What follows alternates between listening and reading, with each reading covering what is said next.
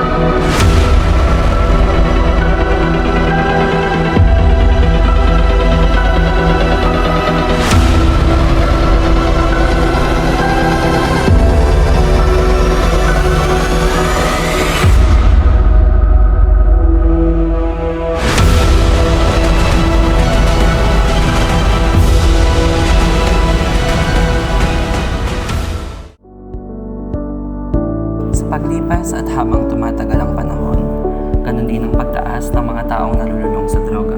Maraming nahuhuli, namamatay o nadadamay.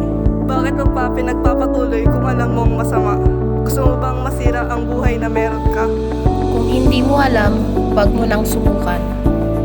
Ang adiksyon ay isang ugali o gawin na madalas ay mahirap itigil at nakakasagabal sa buhay ng isang tao. Maaaring ma-addict sa ibang bagay tulad ng alak, drugs o ilang gawain na gaya ng pagsusugal. Marami sa ating mga Pilipino ang nagkakaroon ng addiction upang maharap ang mga problema sa buhay. Ngunit sa haba ng panahon, ang solusyon ay siyang nagiging problema. Isang problema na madalas ay nakakasira ng mga relasyon at mga pamilya. Sa dami ng problema ng bansang ating kinatatayuan, bakit balak mo pang dumagdag? Nakakawala ba ito ng problema or dagdag ka lang sa problema? Gusto mo ba talagang tumakas sa realidad?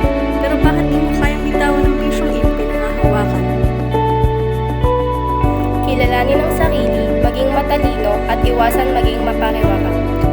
Habang may oras, magbago ka.